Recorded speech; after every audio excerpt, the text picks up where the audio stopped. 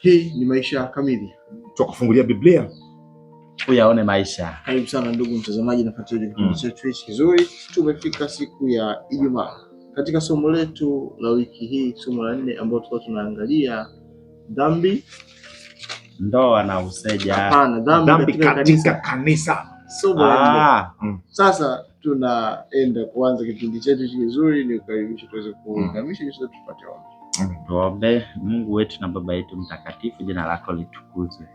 Tunakushukuru kwa uaminifu wako, umetuleta tena siku ya leo. Tunakushukuru kwa afya njema. Sasa Bwana, tunakusihi masomo haya tuyapate, tuyaelewe sawa na mapenzi yako. Tunapoyaelewa Mungu wetu, tunawaombea wafuatiliaji nao wapate kuelewa haya masomo na haya masomo yawasaidie katika safari ya kwenda mbinguni. Katika jina la Yesu Kristo tumeomba na kuamini. Amina. Amina. Amen. Haya,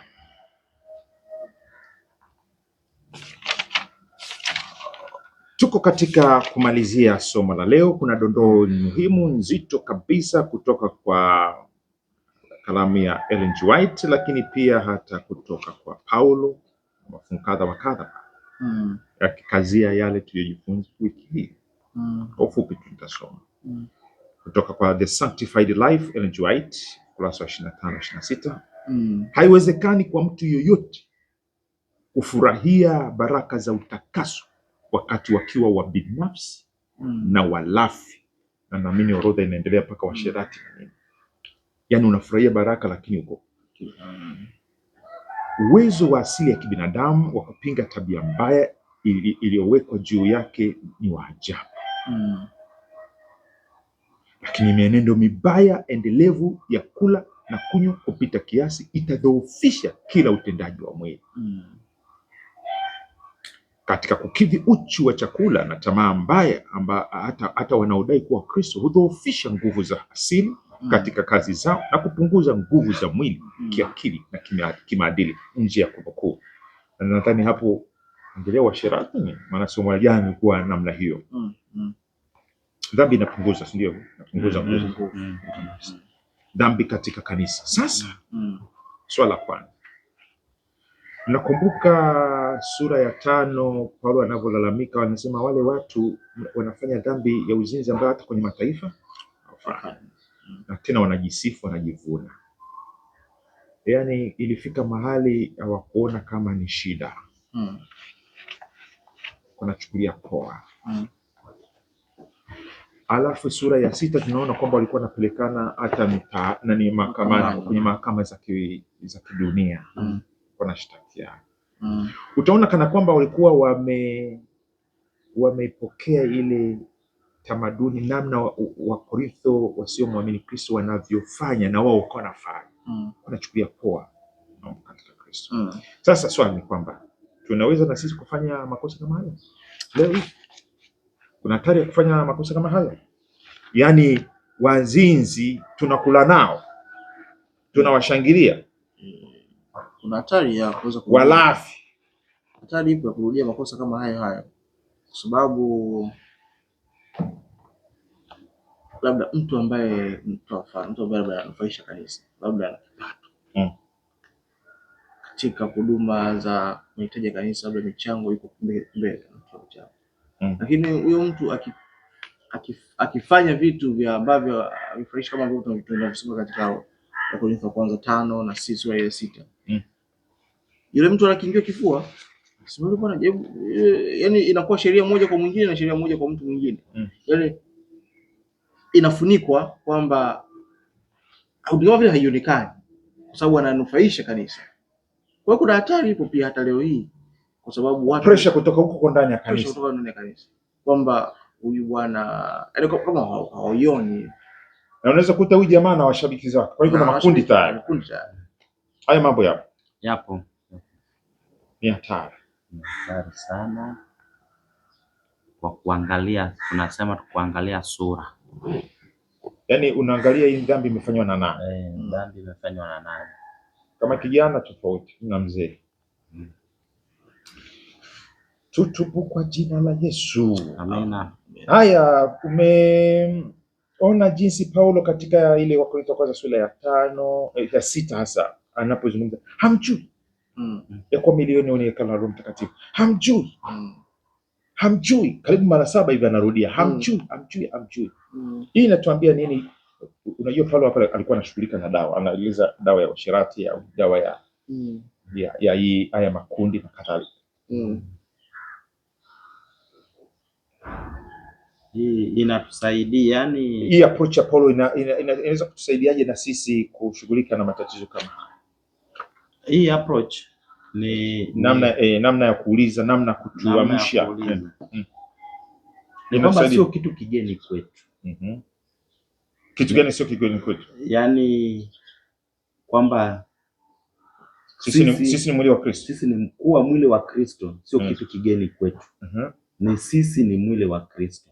Sasa tunapoanguka anatukumbusha kwamba hivi si mnajua iko hivi. Kumbe iko hivi. Unaweza kawa labda umesahau au bahati mbaya, lakini anapokurejesha kule. Sio kwa nini umefanya hivi? Mkristo mzima anafanya hivi. Unajua wewe ni mwili wa Kristo. Unajua wewe umeoshwa. Nimeoshwa, ni msafi, sipaswi kuchafuka tena. Kwa hiyo unakubali ule uchafu ili uweze kufurahia utakaso sasa hivi.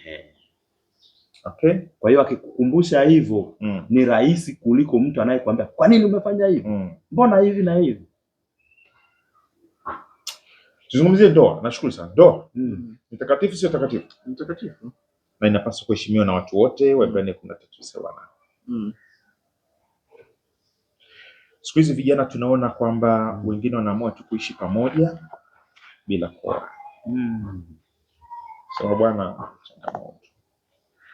Wengine wanazaa tu lakini kuna umoja wa ndoa. Leo tunaambiwa eti ndoa inaweza kuwa ni dawa ya usherati, dawa ya uzinzi na nini. Haya, tunasema nini hapa?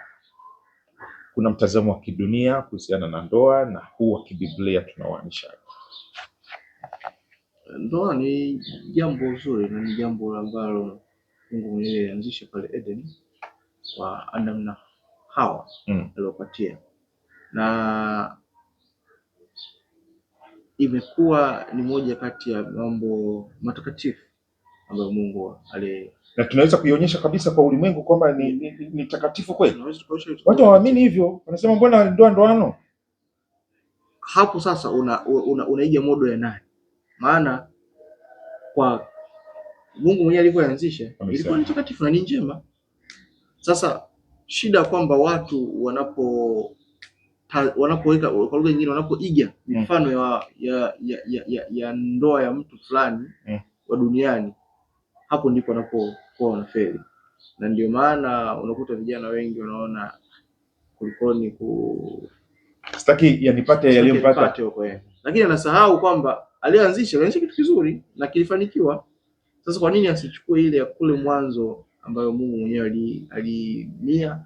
Lakini kama anavyosema kuangalia pia kitu ambacho katika umoja, ushirikiano wa umoja ambao katika Kristo Yesu tunajifunza pia katika kitabu cha Wakorintho, ushirikiano. Na hata wiki iliyopita tunaona swala la unyenyekevu tu kwa mke kwa mume au kwa mume kwa mke, sio swala la udhaifu. Lakini shida inapokuja ni kwamba ukileta ideolojia za kiduniani, ideolojia za kisomo, hapo ndipo mambo yanaanza kuharibika. Kumweka pembeni Yesu. Amen. Huyu bwana amesitiza ni mpango wa Mungu, lazima iheshimiwe. Sasa wewe kama mwanandoa,